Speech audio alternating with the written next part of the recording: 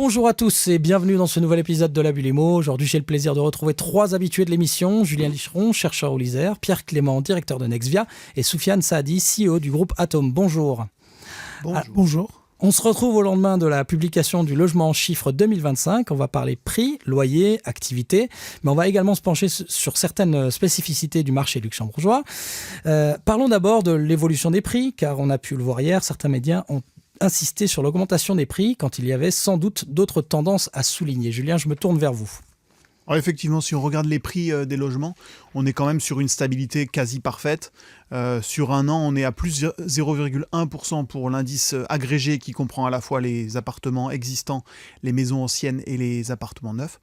Donc on est sur une forme de stabilité qui se confirme. On a en réalité beaucoup de volatilité sur cette série, mais de volatilité trimestrielle. Et notamment, on a eu une augmentation assez forte des prix liée à la hausse de l'activité au deuxième trimestre 2025.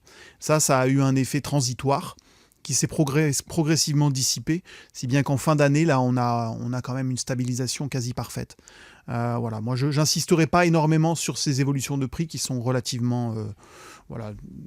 qui sont pas forcément évidentes à analyser trimestre par trimestre. La tendance globale, c'est quand même la stabilité. Alors de mon côté, ce qui m'a frappé, c'est la chute du nombre de transactions, en particulier dans la VFA. On a moins 62,4% par rapport à l'année 2024. L'ancien n'est pas épargné non plus, même si on dit qu'il se maintient, moins 25%. Julien, est-ce que vous pouvez nous expliquer pourquoi ce n'est pas une surprise ? Alors ce n'est pas une surprise parce que le point de comparaison que l'on utilise, c'est le quatrième trimestre 2024 qui était lui-même très particulier puisqu'il était boosté par des mesures fiscales qui allaient expirer au 1er janvier 2025. Donc ce point de comparaison n'est pas forcément très pertinent ou biaise un peu, disons, le panorama qu'on peut dresser. Pour moi, si on analyse de façon un petit peu plus, avec un peu plus de recul, en fait, il y a deux tendances qui sont très différentes. D'un côté, on a l'existant, sur lequel on a des niveaux d'activité qui restent corrects. Pour donner un chiffre précis sur les appartements existants, on a 996 ventes ce trimestre. Un trimestre normal, standard, c'est entre 1000 et 1200 transactions. Vous voyez qu'on est dans la fourchette basse, mais on reste dans la fourchette de ce qu'on va appeler normal. En revanche, sur le neuf, voilà, on a 149 ventes ce trimestre, ce qui confirme ce qu'on observait sur le trimestre précédent. On est quand même très loin des standards qui sont plutôt de l'ordre de 600 à 800 transactions. Donc on est quasiment 4 fois en dessous d'un trimestre normal pour la vente en état futur d'achèvement d'appartements. C'est là où, évidemment, on a le point de fragilité du marché. Ce n'est pas une nouveauté, on en a déjà beaucoup parlé ici, mais le marché du neuf a du mal à repartir. Alors, il faut aussi souligner le fait qu'en fin d'année, ça on a pu le confirmer auprès de plusieurs sources officielles, les chiffres qui existaient, le peu de chiffres, les peu de ventes qui existaient, l'ont été surtout grâce au programme de rachat de l'État. Exactement. Alors, du côté du foncier, il y a des choses à relever. S'il y a également une baisse de l'activité, je crois que c'est moins 11,3%, le volume financier, lui, a augmenté. Alors, comment est-ce qu'on explique ça du côté de l'Observatoire de l'Habitat ? Alors là, on a un très fort problème qui est les effets de composition. On a des très très grandes différences de prix, évidemment, sur le territoire, que l'on achète à Luxembourgville ou que l'on achète dans le nord du pays. On va avoir des différentiels de prix qui sont énormes et qui sont encore plus importants que ce qu'on a pour les appartements ou pour les maisons. Ce qui fait que si un trimestre, on avait des ventes exclusivement localisées à Vils et que le trimestre suivant, on a des ventes exclusivement à Luxembourg, on aura évidemment une hausse du tarif moyen, mais qui ne s'expliquera pas nécessairement par la valorisation, qui s'expliquera simplement par la localisation des transactions. C'est valable aussi pour la taille, la surface des terrains vendus, qui peut aussi beaucoup changer d'un trimestre à l'autre. Donc comparer les évolutions des volumes d'activité avec l'évolution du nombre de transactions, ça n'est pas nécessairement un indicateur très pertinent, parce que ça dépend vraiment d'où sont localisés les terrains vendus et quelle est leur surface. Et bien vous avez eu ces actes de vente sous les yeux, c'est logiquement des ventes qui se sont conclues dans le centre du pays. Exactement, ce sont des ventes qui se sont recentrées. Mais pour être tout à fait précis, c'est surtout qu'en début d'année 2025, on a eu beaucoup de ventes dans des localisations plus périphériques. Donc le recentrage de fin d'année nous ramène sur des localisations plus standards. Alors parlons un peu du marché de la location qu'on oublie parfois un peu dans cette émission. Pourtant, il est crucial au développement économique du pays puisqu'il loge une grande partie des nouveaux arrivants sur le marché du travail luxembourgeois. Une augmentation de 3% des loyers, est-ce que c'est choquant à vos yeux ? Alors si on regarde froidement l'inflation sur les prix à la consommation, on est sur quelque chose de très similaire puisqu'on est à plus 2,9% pour ce qui est de l'inflation sur les 12 derniers mois. Donc on est sur des standards qui sont là. Ce qu'il faut préciser deux choses. Quand on parle des évolutions des loyers des appartements, ce sont en fait des loyers annoncés. Donc ce sont des loyers pour des nouveaux contrats de location.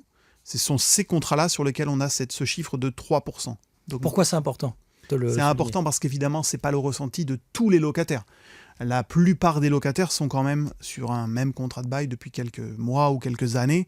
Et pour eux, l'augmentation est nécessairement moins importante. Pour donner un chiffre, le Statec montre que l'évolution sur les 12 derniers mois, pour les encours de bail, c'est plus 1,4%.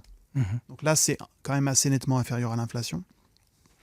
Et aussi, peut-être rajouter à cela, c'est pas choquant dans le sens aussi où il y a quand même une forte demande sur la location.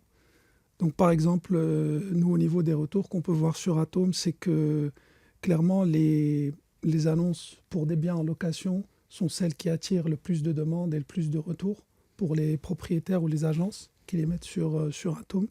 Donc une demande qui reste structurellement très très forte. Et donc avoir ce niveau de 3% proche de l'inflation n'est pas choquant dans ce contexte avec une demande structurelle très élevée. Alors c'est un petit peu logique aussi qu'à partir du moment où on ne peut plus vraiment acheter, ou du moins du côté de la VFA, c'est un peu une situation d'impasse, que la demande se reporte sur le marché de la location. Donc ce que vous dites, que c'est que 3%, c'est pas choquant. On ne dit pas que c'est que 3%. Donc, par rapport au contexte, ça peut s'expliquer, effectivement. Voilà. Ça peut s'expliquer par un report d'une partie de la demande. Ça s'explique par le niveau d'inflation qui est un peu plus élevé qu'il ne l'était il y a quelques années. Et puis ça s'explique par des tendances lourdes. Finalement, c'est des chiffres qui sont tout à fait similaires à l'augmentation tendancielle qu'on a depuis 2010, où on est à peu près entre 3 et 3,5% d'augmentation annuelle sur les loyers annoncés. C'est pas choquant, mais ça appelle quand même à une réflexion sur les conséquences que ça peut avoir pour les locataires, parce que pour beaucoup d'entre eux, évidemment, les revenus n'ont pas augmenté de 3% par an sur la période 2010-2025. Donc vraiment, voilà, là il y a une interrogation sur la capacité, c'est ce qu'on montre nous dans les travaux de l'Observatoire de l'Habitat, c'est qu'on a quand même tendanciellement aussi une augmentation du taux d'effort des locataires, c'est-à-dire de la part de leurs revenus qu'ils consacrent aux dépenses de logement. Et cette part-là, elle n'est pas extensible à l'infini, évidemment. On a un certain nombre de locataires pour lesquels on a peut-être 40 à 50% des revenus qui partent dans le loyer plus charge. Ça interpelle, évidemment. À titre juste, par exemple, d'information sur une maison, moyenne nationale, on est à plus de 3 200 € en termes de loyer. Pour un appartement, moyenne nationale, quasiment 1 900 €. On est à 1 869 € sur le premier trimestre 2026. Donc ça reste quand même des niveaux importants. Pour quelqu'un qui veut se loger au Luxembourg, par exemple, ça reste quand même assez lourd sur le budget. Mais en effet, la distinction qu'il faut bien faire, c'est que cela touche malheureusement les nouveaux entrants dans le marché, puisque ceux qui sont là depuis des années, comme l'accès à la propriété d'ailleurs, ont pu souvent profiter de prix beaucoup plus réduits.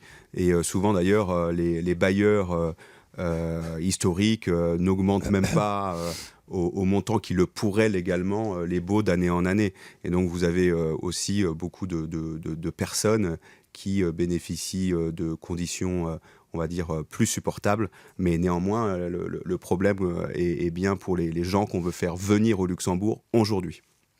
Oui, donc ça confirme toutes les discussions qu'on a eues sur l'attractivité du Luxembourg qui est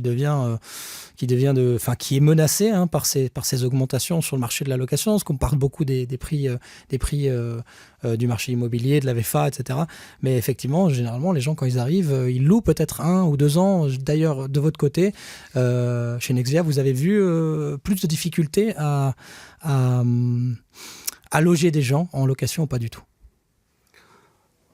On a en fait un marché qui est tel qu'il est, donc on n'a pas plus difficulté, je dirais, en tant qu'agence à louer, mais il est vrai que beaucoup de personnes ne peuvent plus louer au Luxembourg et continuent à aller loger hors de nos frontières nationales pour bénéficier d'un loyer beaucoup plus raisonnable.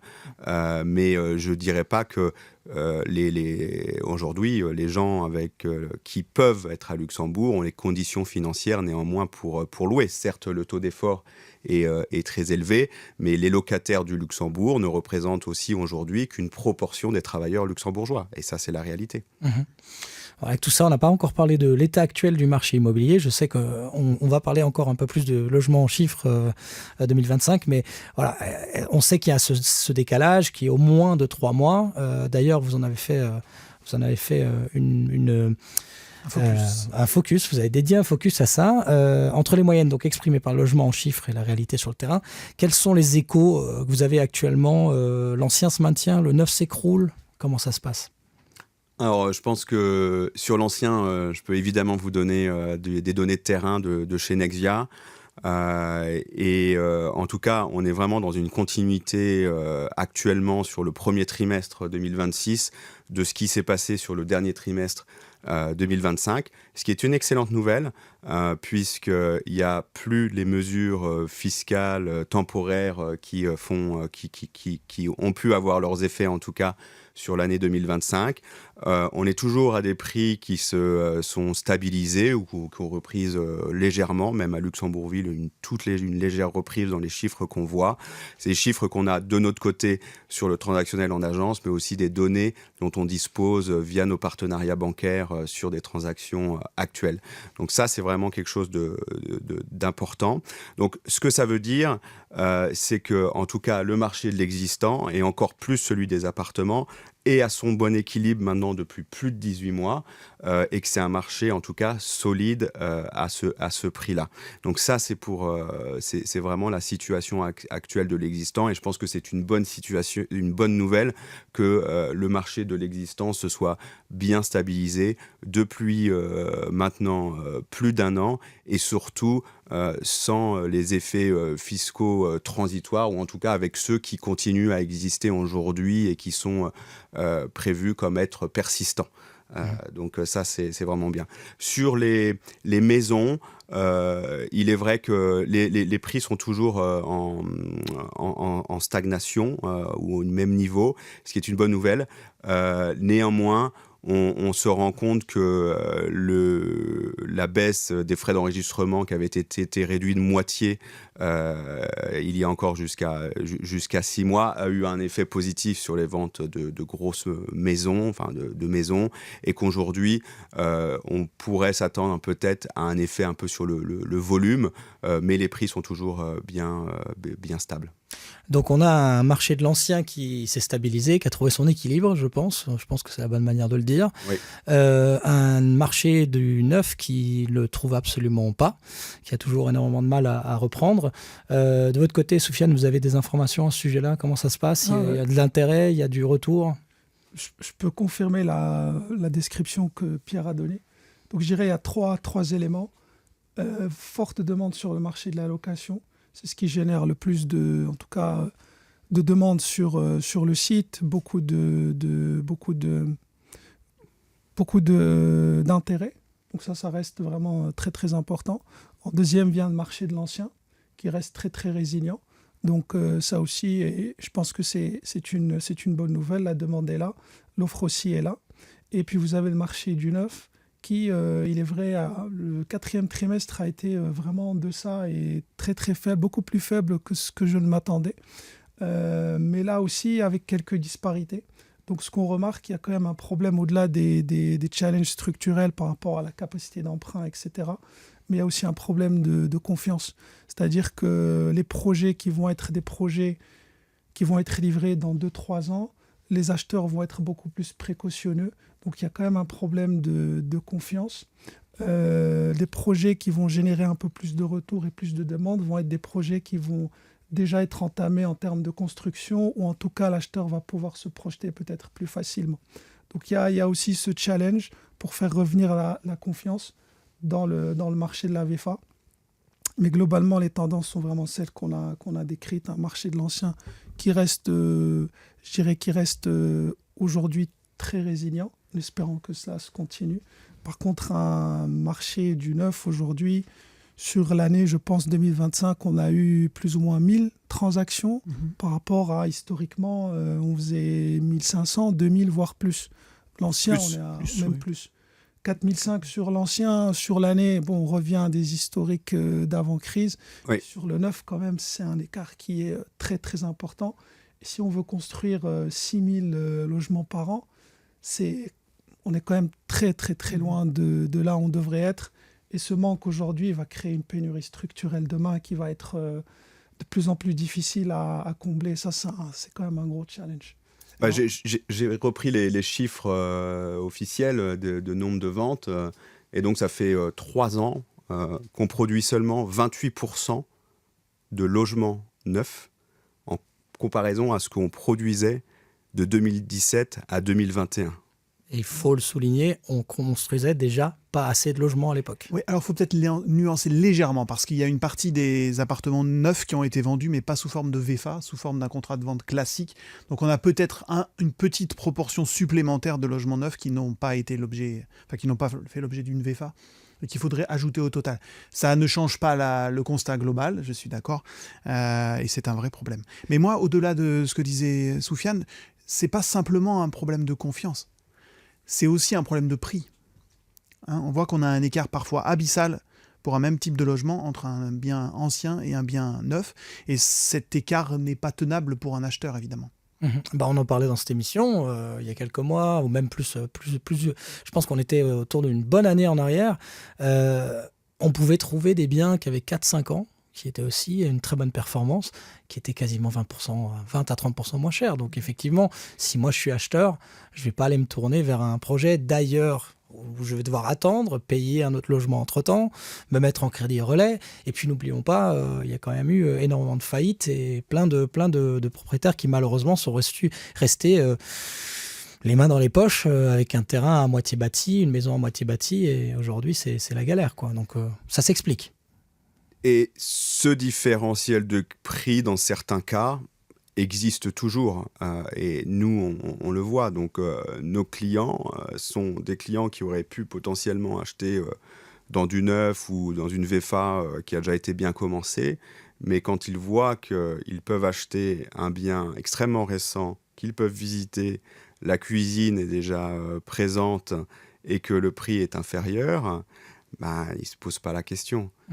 Ils vont en fait conduire leurs recherches vers de l'existant récent. Et je pense que c'est d'ailleurs sincèrement un référentiel de prix, l'existant très récent, que les promoteurs devraient prendre en ligne de mire pour voir comment s'ajuster, parce que c'est un élément central, mais aussi évidemment avec... Et il faut se rendre compte les contraintes que représente la VFA. La VFA, c'est une attente, une vraie VFA, c'est une attente de plus de 2 ans de son logement qui représente, au-delà de l'attente, un coût, puisqu'il faut préfinancer. On est aussi dans une société où on veut de l'instantanéité, et les gens... Autant notre génération, même la mienne, je pense, était assez capable d'attendre 2 ans et demi un logement. Aujourd'hui, les plus jeunes, les trentenaires, qui sont les primo-accédants, ont moins ce réflexe. Et donc, le modèle actuel est mis à rude épreuve. Je sais très bien que beaucoup de promoteurs aimeraient pouvoir aussi construire en ayant des financements des banques, mais les banques ne sont pas en capacité, avec les réglementations actuelles, à leur fournir aussi du financement à taux correct pour que l'opération sorte en fin de projet à un niveau de prix qui soit absorbable. Donc on est dans une situation qui est aussi extrêmement compliquée de par le changement structurel qui est lié à cette explosion des taux qu'il faut rappeler est là depuis 2022 et qui a complètement changé le marché. Et sur le neuf, je veux insister, il y a quand même une chose qui a tué le neuf, c'est l'apport des 20% pour les investisseurs. Et ça, c'est un élément qui fait qu'aujourd'hui, les investisseurs vont dans d'autres produits, notamment financiers, où il n'y a aucune barrière à l'entrée. Et quand vous commencez à épargner, que vous épargnez tous les mois 1 000 euros si vous avez un bon salaire, ce qui est souvent le cas au Luxembourg. Beaucoup de gens ont une capacité d'épargne. Mais néanmoins, l'investissement locatif immobilier luxembourgeoise n'est plus une option parce qu'il vous faut un apport trop important. Mmh. Et toute la politique de construction du logement s'était construite sur cette méthode de la VFA qui était financée pratiquement intégralement pour les investisseurs en tout cas, mais qui représentait souvent 60% des acheteurs des nouveaux projets, par des petits épargnants privés qui, au lieu d'épargner dans un produit d'investissement classique, voire une assurance vie, achetaient un appartement. Et ceux-là ne sont plus là. Et c'est ceux-là qu'il faut aider absolument, parce qu'ils aiment en fait, c'est des gens qui sont locaux, qui comprennent l'immobilier luxembourgeois et qui souvent aiment bien le pays. Donc en fait, ils ont envie d'investir ici. Mais par contre, il faut les aider à pouvoir le faire et lever ces contraintes. Donc il faut innover, il faut trouver des méthodes pour y arriver et remobiliser ces investisseurs-là. Parce qu'on peut parler des investisseurs institutionnels, je lis les articles, évidemment, mais il n'y a pas d'investisseurs institutionnels dans l'immobilier résidentiel au Luxembourg. Ça n'existe pas, on est un pays trop petit, il n'y a pas de projet avec assez d'unités pour qu'il y ait des économies d'échelle, pour que les investisseurs institutionnels viennent au Luxembourg. Et en plus, le rendement brut est trop faible. Donc, il faut travailler avec ce qu'on a de disponible. Ce qui est disponible, c'est des épargnants locaux qui travaillent ici, qui ont une capacité potentielle à acheter du logement. Mais par contre, il faut lever cette barrière à l'entrée. Il y a plusieurs barrières. Il y a les 20%, il y a les taux aujourd'hui, et puis les prix qui restent élevés. Parce que je pense qu'il y a pas mal de personnes initiées ou non qui vont se dire, quand ils voient le logement en chiffres, plus de % sur les appartements neufs, alors que ça ne se vend pas. Comment on explique ça ? Alors déjà, on explique en partie par la faiblesse du marché, la petite taille du marché qui fait que des effets peuvent être vraiment amplifiés alors qu'on a finalement peu de transactions. On parle de 149 transactions quand même, seulement, au 4e trimestre 2025. Ça dépend vraiment aussi des évolutions projet par projet. Mais moi, je partage complètement l'avis de Pierre sur le constat sur le problème investisseur. C'est un problème majeur sur lequel il faut raisonner. Je partage son avis sur le ticket d'entrée qui est un problème majeur. Ça, c'est évident. Et aussi sur le fait que la hausse des taux a changé quand même la donne du côté investisseur. Avant, la perspective de plus-value était aussi une motivation importante. Aujourd'hui, évidemment, elle ne peut plus s'élever au même niveau que ce qu'on avait il y a quelques années. Donc voilà, côté investisseur, ça fait beaucoup d'éléments qui, mis bout à bout, peuvent décourager. On a un ticket d'entrée élevé, on a des taux élevés, donc un coût de financement élevé. On a une perspective de plus-value qui est au minimum, disons, incertaine. Et on a des rendements locatifs bruts qui restent relativement modestes, mais ça, c'est pas une nouveauté. Là où vraiment il y a un coup à jouer, c'est sur le rendement locatif en réalité. Parce que ce qui a manqué dans cette phase, c'est probablement une baisse plus significative de prix. Jusqu'ici, les développeurs nous disaient on ne peut pas baisser vraiment les prix parce qu'on a une contrainte liée à l'achat du foncier. On a acheté du foncier très cher. Par définition, on est obligé de sortir des logements à des coûts élevés. Bon, ça, c'est quelque chose qu'on entendait, qui était justifié. Mais aujourd'hui, il y a un certain nombre de projets qui sont commercialisés qui ne viennent pas de foncier qui a été acheté en 2022 ou qui a été acheté en 2020, mais qui a plutôt été acheté en 2024, peut-être même 2025. Donc à des tarifs qui avaient déjà été ajustés. Ce que nous, on a montré dans l'Observatoire de l'Habitat, c'est que les prix des terrains ont en moyenne baissé de 20%. On a eu beaucoup de transactions de personne morale à personne morale. Donc on a eu probablement pas mal de transactions qui venaient de promoteurs qui ont dû se séparer d'une partie de leur foncier. Voilà, des opportunités foncières. Et on voit, et ça c'est très intéressant, on voit au 4e trimestre 2025 qu'on a un certain nombre des projets là dont je parlais, des 149, qui sont des projets commercialisés récemment, avec des niveaux de prix qui sont quand même nettement ajustés par rapport à ce qu'on a pu observer avant. Et là, on a eu des ventes qui se sont faites avec une vitesse qui est probablement plus intéressante. Voilà, donc on a à mon avis un levier, c'est le levier prix, pour rétablir du rendement aussi du côté investisseur. Parce que, comme on le disait, hein, les loyers continuent d'augmenter. Donc le rendement, il peut être là si le pricing est bon côté investisseur. Et le rendement à long terme est quand même assez bon. On est quand même sur un investissement de long terme, avec des loyers qui vont augmenter d'année en année, même si c'est que 3%, ou 2%, c'est une augmentation qui est presque certaine. Et en réalité, chez Nexvia, vous avez un outil en ligne que vous pouvez utiliser pour regarder le rendement réel d'un investissement locatif. Vous pouvez faire une simulation quand vous avez 20% d'apport, le minimum exigé aujourd'hui par la CSSF. Et vous allez voir que même avec une plus-value réduite, une augmentation, disons, de 2 ou à 3% par an, le rendement réel que vous allez toucher sur une période de 10 ans, annuelle, il est souvent supérieur à 6, voire 7%. Donc ce qui est quand même quelque chose, quand on met tout bout à bout, assez intéressant. Et notamment aussi avec les incitatifs fiscaux. Quand vous avez encore les amortissements accélérés, c'est aujourd'hui 5% sur 5 ans. Donc il y a quand même de l'intérêt. Le problème, c'est la barrière à l'entrée. Donc il y a peut-être des choses à innover. Il y a peut-être... moi, quand je vois que...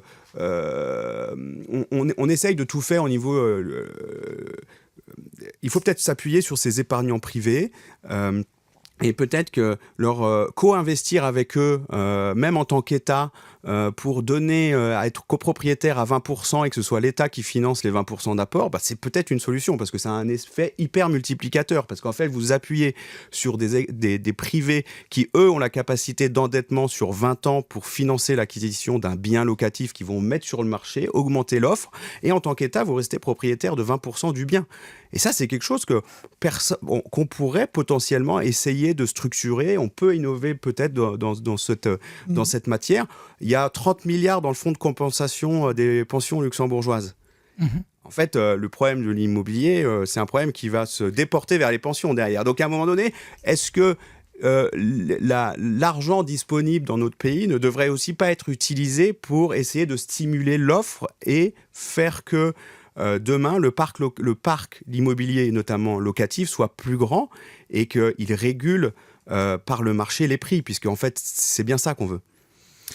Alors, je sais que dans le monde de l'immobilier, les aides gouvernementales sont généralement bien vues, mais le dernier paquet semble avoir confirmé ce que disent les chercheurs depuis longtemps, qu'elles contribuent donc à créer des effets d'aubaine et donc des augmentations de prix, comme on l'a vu encore une fois sur le dernier paquet logement.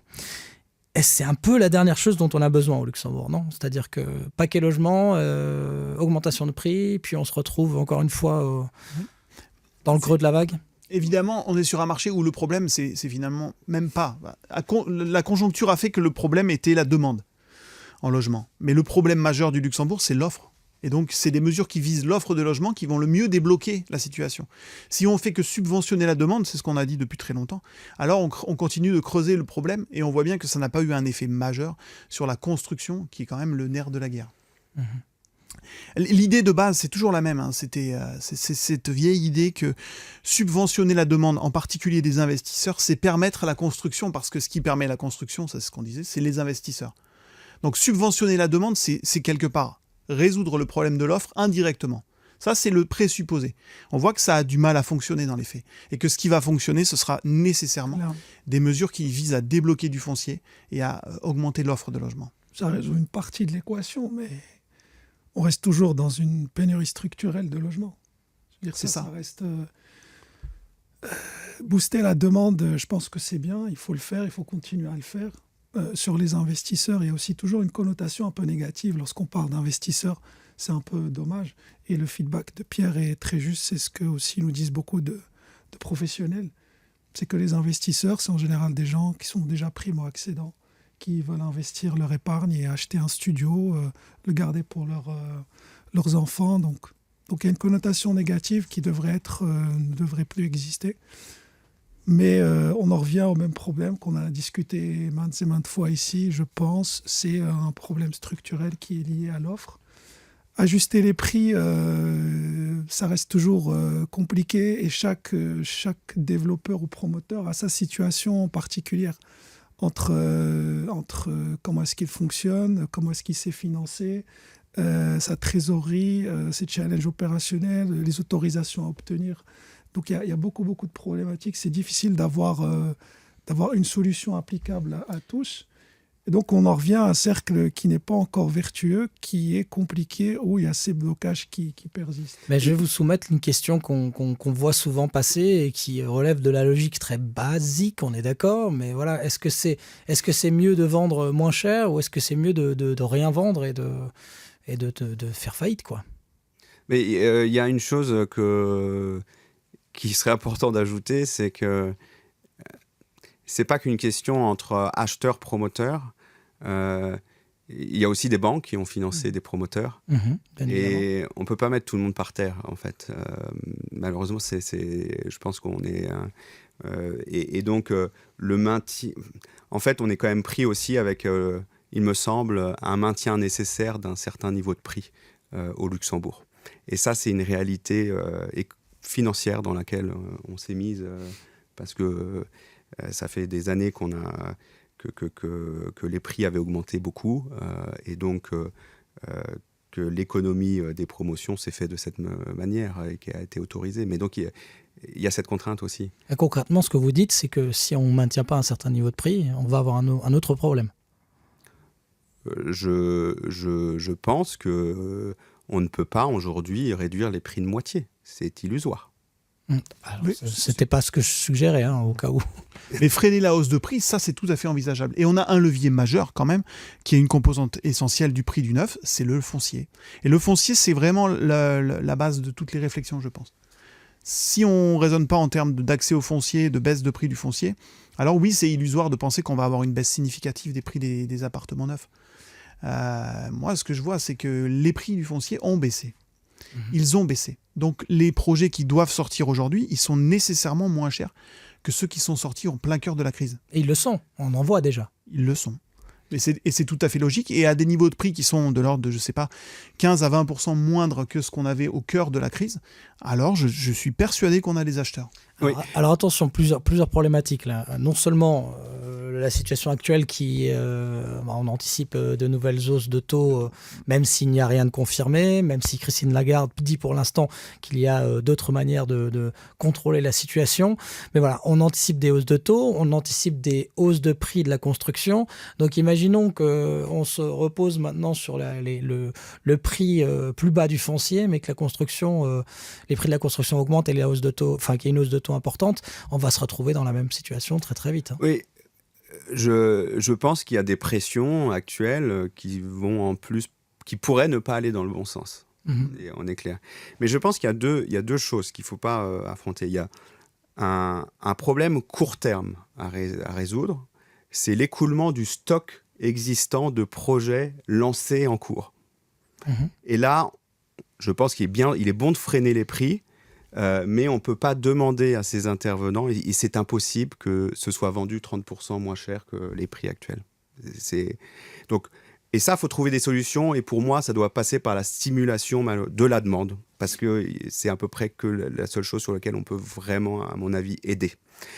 À long terme, à moyen et long terme, je suis entièrement d'accord, il faut reprendre la main, il faut avoir le courage politique d'augmenter l'offre, et l'État contrôle certaines choses. Et il faut agir sur ce qu'en tant que personne, on peut contrôler. Moi-même, j'agis sur ce que je peux contrôler. Il y a plein de choses que je ne peux pas contrôler, je laisse filer. Ou j'ai mis un cadre, mais finalement, les gens ne le respectent pas. Comme un certain cadre qui a pu être mis au Luxembourg. Mais par contre, quand je suis propriétaire à Luxembourgville de 30% des terrains qui sont constructibles à vocation résidentielle, je construis. Et je prends le courage de construire et de faire des logements abordables, même si en fait, des logements abordables au Luxembourg, beaucoup plus. Mais oui, mais c'est le nouveau Luxembourg. Si vous voulez autant de confort que vous en avez eu pendant les 30 dernières années, il va sûrement falloir passer par là. Et je pense que c'est le courage politique qu'il faudrait avoir. Et de la même manière, quand on dit on ne veut pas l'impôt foncier, ok, pas de problème, on ne veut pas l'impôt foncier. Mais pourquoi au moins on n'oblige pas les gens qui ont hérité de terrains qui leur coûtait 0 à construire, l'obligation de construire. Et on n'a qu'à mettre un bureau de project management pour que ces gens-là qui peuvent se mettre derrière, mais moi je ne sais pas comment faire, soient aidés par des vrais professionnels qui soient embauchés peut-être par l'État auprès de promoteurs. Je pense qu'il y a des gens qui seraient très contents de travailler pour l'État. Et que ces gens qui ont des gros terrains même à Luxembourg, à Luxembourgville, où il y a toutes les voiries, soient obligés de construire. Ça, c'est augmenter l'offre. Mais il faut le courage politique pour le faire. Ça prendra du temps, ça ne va pas résoudre le problème en un an, ça c'est évident. Mais en fait, si on l'engage pas réellement, courageusement maintenant, la crise permacrise sera en effet toujours là dans 10-15 ans. Oui, on en parle depuis très longtemps de ces mesures. Mais moi, je dissocie aussi deux choses. On a le déblocage du foncier public, qu'on entend comme une arlésienne, quelque chose qui va vraiment changer la situation, mais je nuancerai pour deux raisons. D'abord, mettons de côté le cas Luxembourgville, mais au Luxembourg en général, les acteurs publics ils détiennent moins de 20% du total des terrains constructibles. Donc ça serait une manière d'activer à court terme du foncier, mais ça ne va pas être ce qui va faire vraiment la différence à très long terme. Et surtout, débloquer du foncier public aujourd'hui, c'est finalement écouler des réserves qui sont par définition pas infinies. Le foncier public, c'est une petite fraction du foncier total disponible. Et si on l'écoule complètement, il ne restera plus rien. Et acheter du terrain aujourd'hui pour l'État, ce serait contribuer à la hausse des prix. Parce que ça serait un acheteur parmi d'autres acheteurs potentiels. Donc ça, c'est le premier point. Par contre, je suis d'accord avec l'obligation de construire comme un outil qui peut être tout à fait activé. Et évidemment, la hausse de la taxe foncière, spécifiquement pour les terrains constructibles non construits. Ça me paraît être des pistes qui aujourd'hui ne sont pas délirantes, qui sont en cours de réflexion ou même de processus législatif. Et on en parle depuis très longtemps. Mais ça me paraît absolument indispensable, puisque le problème, on l'a identifié, c'est l'accès au foncier. Alors, on a parlé du dernier paquet logement. On sait aujourd'hui qu'il y a un nouveau paquet logement en préparation au gouvernement. Le ministre du Logement me disait au début du mois qu'il y aurait bien des aides, mais que tout le monde allait devoir contribuer. Que peut-il bien vouloir dire quand il dit que tout le monde va devoir contribuer? Alors, il m'a parlé des banques, il m'a parlé des promoteurs, mais par quels moyens? On n'est pas le porte-parole du ministre. Je pense qu'on est bien mal placé pour donner des idées. Vous avez des idées. Oui, on a déjà exposé un peu, je pense, tous ensemble, les idées qui nous paraissent les plus pertinentes. C'est-à-dire, avant tout, s'occuper du problème structurel lié à l'offre. Et là, je suis d'accord avec ce que disait Soufiane quand même. Et je pense que Pierre en a parlé aussi. C'est cette idée qu'à court terme, il faut quand même s'occuper de la demande parce que c'est un point conjoncturel important. On a aussi des incertitudes dont vous parliez tout à l'heure sur le futur, notamment en termes d'évolution des coûts et d'évolution des taux. Donc voilà, il y a un problème conjoncturel qu'il ne faut pas mettre de côté. Mais le problème principal, ça reste un problème structurel lié à l'offre. Et c'est ce point-là qui doit être absolument au centre des débats politiques. Alors enfin, en lien avec toutes nos discussions d'aujourd'hui, Soufiane, je vais me tourner vers vous. Vous devez déjà avoir une image assez concrète de l'évolution du marché au premier trimestre 2026, vu qu'on est au bout. Vos chiffres ne devraient d'ailleurs pas tarder à être communiqués. Est-ce qu'il y a des choses que vous pouvez nous dire aujourd'hui ou absolument pas? Au niveau des chiffres, ce que je peux vous confirmer, c'est qu'ils vont un peu refléter les tendances qu'on est en train de voir aujourd'hui. Donc la première, c'est que sur le marché de la location, on reste quand même sur des niveaux qui sont plus ou moins alignés à ce qu'on a vu les précédents trimestres. Donc comme je l'évoquais précédemment, on est sur une moyenne sur le premier trimestre pour une maison de 3 200 €, globalement aligné avec le trimestre précédent, donc T4 2025. Pour un appartement, on est sur 1869 € pour être précis. Donc légère augmentation par rapport au trimestre précédent. Donc un marché locatif qui est toujours, je dirais, très très tendu. Après, sur globalement les prix, que ce soit l'ancien ou le neuf, ce qu'on remarque sur le premier trimestre, c'est une légère baisse qui est probablement liée au fait que la demande s'est un petit peu ralentie, ce qui est aussi normal après 2-3 trimestres extrêmement actifs et dynamiques. Donc pour moi, on est sur une stabilisation globalement sur le premier trimestre, un marché de l'ancien qui reste plutôt résilient. Si les prix sont corrects, en général, les biens partent relativement vite et le temps de ces biens, en tout cas le temps pendant lequel ils restent sur le site est assez court. Par contre, sur le neuf, là, ça reste un peu plus compliqué. On a une demande qui est beaucoup moins forte. On a des retours aussi qui ont ralenti sur le premier trimestre. Et ça, on le remarque de manière quand même assez importante sur T1. Mais globalement, c'est une tendance qui reflète ce qu'on est en train de voir, en tout cas ce qu'on a vu sur les chiffres qui ont été publiés récemment. Vous avez donc, on a une année 2026 qui continue un petit peu comme la fin de l'année 2025. Donc sur le neuf, il y a, comme on a parlé du fait qu'il y avait des projets qui étaient affichés maintenant à des prix un peu plus bas, on aurait pu s'attendre éventuellement à un petit mouvement là-dessus, mais... Ça dépend des projets en fait. Mhm. Vraiment, c'est les projets, on le voit en fait, les projets qui sont... même sur les photos, quand vous avez quelques photos où on voit le terrain, on voit le rez-de-chaussée, premier étage, on voit que la construction a commencé, c'est des projets qui vont générer un peu plus d'intérêt par rapport à des projets où effectivement là vous avez une maquette et la livraison se fait dans 2-3 ans. Les acheteurs sont extrêmement précautionneux. Vraiment. Et derrière, effectivement, certains développeurs font des efforts par rapport au prix. C'est plus difficile pour d'autres. Certains vont par exemple faire des offres spéciales, offrir une cuisine, faire un geste sur le parking par exemple. Mais il y a ce côté lié à la capacité d'emprunt, ce côté qui est lié au taux. Donc ça, c'est la première chose. Les investisseurs qui ne sont quasiment plus là. Donc ça, c'est le deuxième élément. Qui vient aussi impacter la très faible, en tout cas la demande qui est très faible aujourd'hui, et puis je dirais le facteur confiance qui aussi entre en jeu et qui fait que les gens sont quand même extrêmement précautionneux aujourd'hui. Mhm.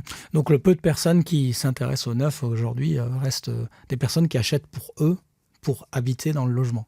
Quasiment que ça aujourd'hui. Mhm. Quasiment que ça. Très peu d'investisseurs. Alors j'ai envie de vous poser la question que je vous pose assez souvent, mais je pense que la réponse ne sera pas forcément très positive. L'année 2026, bon, on est déjà au bout du mois de mars. Vous la voyez comment ? Sortez les boules de cristal. À périmètre constant, je dirais que si la guerre en Iran n'a pas plus d'impact à court terme, moyen terme, je pense que le secteur de l'existant, en tout cas, va être très résilient, puisque les propriétaires occupants s'intéressent à ce segment en priorité. Et là, les prix se sont corrigés, donc il y a maintenant plus de 18 mois. Et je pense qu'il pourrait y avoir un regain un petit peu pour la VEFA, si on a un nouveau paquet fiscal qui arrive, qui peut aider à soutenir la demande, peut-être des innovations pour aider ou toucher ces épargnants, vraiment toucher cette partie de la population qui sont les vrais investisseurs derrière la VEFA luxembourgeoise. Mais je pense qu'aussi, ce paquet, il faudrait qu'il arrive relativement vite. On est déjà en avril. Les gens ont besoin de le comprendre pour prendre une décision d'achat. Donc là, ça fait maintenant 6 mois qu'il n'y a plus rien. Si on veut que ça ait déjà des effets sur 2026, il va falloir qu'on ait une clarification de ce qui est proposé, en tout cas aux investisseurs, notamment, qui sont ceux dont on a le plus besoin pour résoudre le problème actuel. Je pense que c'est important ce que vous avez souligné, c'est qu'effectivement, quand des aides sont annoncées, ça prend un certain moment jusqu'à ce que ça se sache. Oui. Parce que tout le monde ne s'informe pas tous les jours. Bien sûr. Le temps qu'on comprenne et le temps qu'on commence à faire les démarches. Parce qu'effectivement, là, on est déjà au mois d'avril, ça peut se prolonger sur 3 mois jusqu'à ce que les gens commencent à se mobiliser, quoi. Et l'immobilier reste un temps long. Donc, vous avez l'information fiscale, vous faites vos estimations financières et ensuite, vous allez chercher le bien. Et quand vous allez chercher le bien, ce n'est pas une décision qui se prend en une semaine. Vous allez en regarder plusieurs. Vous allez potentiellement négocier. Vous allez vous intéresser à la localisation. C'est un investissement important. Donc, attention, il y a un lag. Donc, il faut agir quand même relativement vite. Pour votre part, Julien, Sofiane, allez, 2026 ? Peut-être, si on regarde, si on prend un peu de recul, 2025, globalement, on a clôturé avec 10 000 transactions, tout inclus. Appartements, terrain, maison, plus 20% par rapport à 2024, 8400 et on avait fait 6000 transactions en 2023. Donc il y a une progression en 2025, mais comme mentionné dans le rapport, cette reprise, elle n'est pas homogène. Donc clairement le segment du neuf qui est en grande difficulté Et ça, c'est la grande interrogation. C'est vrai que c'est assez difficile de savoir comment ça va évoluer. Maintenant, le but, c'est d'être quand même positif, optimiste. Je pense qu'on a réussi à quand même clairement articuler le problème. On en discute depuis longtemps et tout le monde sait plus ou moins de manière très claire quelles sont les zones de pression, quels sont les challenges, qu'est-ce qu'on pourrait faire pour en sortir.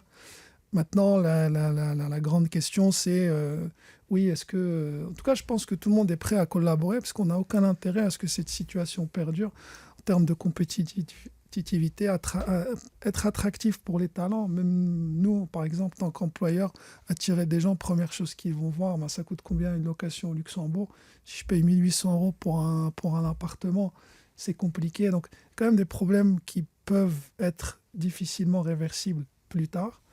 Mais globalement, je reste confiant. J'espère qu'on mettra en place les solutions qui vont avoir un impact. Ça va être important.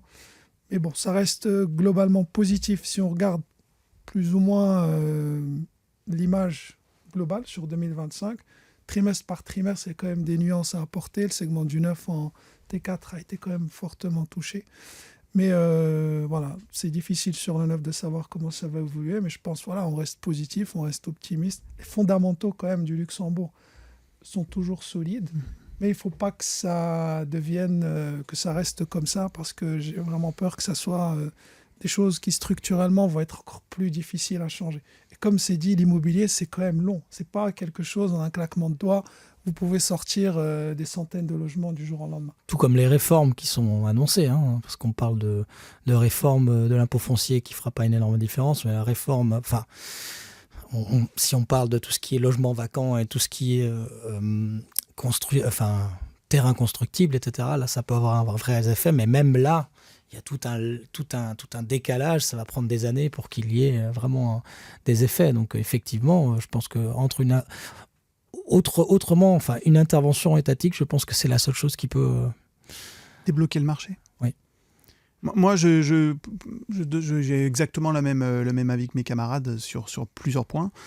Et pour synthétiser, c'est vrai que d'abord, il faut dire une chose importante, c'est qu'on peut raisonner en supposant que la trajectoire de taux d'intérêt et les évolutions des coûts ne vont pas beaucoup bouger de ce qu'elles sont tout de suite. Donc partons de ce principe-là, parce que les incertitudes font que ça peut avoir des effets considérables, qu'on n'est absolument pas capable aujourd'hui ni de quantifier ni de maîtriser. Mais partons du principe qu'on reste sur les fondamentaux actuels, ou en tout cas sur la conjoncture actuelle. La bonne nouvelle, c'est que sur l'ancien, ce qui a relancé l'activité, c'est d'abord la baisse de prix, et ensuite la stabilité. Vraiment, je pense que les acheteurs ont besoin de cette stabilité. On a eu une certaine stabilisation des taux, et on a une stabilisation des prix, qui aujourd'hui nous envoie un signal assez positif sur quand même comment le marché se structure et où on va. Donc ça, c'est la bonne nouvelle. C'est pour ça qu'en 2026, je suis assez optimiste sur l'ancien, parce qu'on a cette relative stabilité, donc une capacité des acheteurs à se projeter, à savoir où ils vont lorsqu'ils achètent. Donc ça, c'est important. Par contre, sur le neuf, on a le gros problème du prix. Et ça, c'est à mon avis vraiment un signal qu'il va falloir envoyer. C'est vraiment sur les nouveaux projets, il faut qu'on voit une baisse significative de prix pour relancer ce marché et permettre aux investisseurs et aux accédants de comparer mieux, ou en tout cas d'avoir la volonté d'aller sur ce marché-là quand ils comparent les prix avec l'existant. Sinon, ça ne sera pas possible en fait. On ne va pas pouvoir acheter des biens neufs 30% plus cher qu'un bien récent avec les mêmes performances énergétiques. Ça ne me paraît pas envisageable. Et il faut le préciser, il faut que le Luxembourg construise. C'est impératif. Oui. Voilà. Et ça, c'est un très très gros souci qu'on observe depuis le début. On en parle depuis le lancement de cette crise. C'est que cette crise conjoncturelle, elle va avoir des effets structurels qu'on n'est pas capable de maîtriser non plus. On l'a plusieurs fois dit, on a déjà un déficit de construction considérable. Là, il s'est accru et il est clair que ça fait 3 ans déjà qu'on a un manque de logement considérable. Et malheureusement, quand le marché repartira, s'il repart assez vite, ce déficit, on va l'encaisser. Oui, surtout qu'on parle de plus en plus dans la sphère de la construction d'une fuite de la main-d'œuvre. Donc ça sera un problème pour demain. On va en rester là, je pense. Mais en tout cas, voilà, on est arrivé au terme de cette émission. Julien, Pierre, Clément, je vous remercie d'avoir pris le temps de venir en studio. À nos auditeurs, je vous retrouve pour une nouvelle émission à la fin du mois d'avril. Bonne Pâques à tous. Merci Gaël. Merci.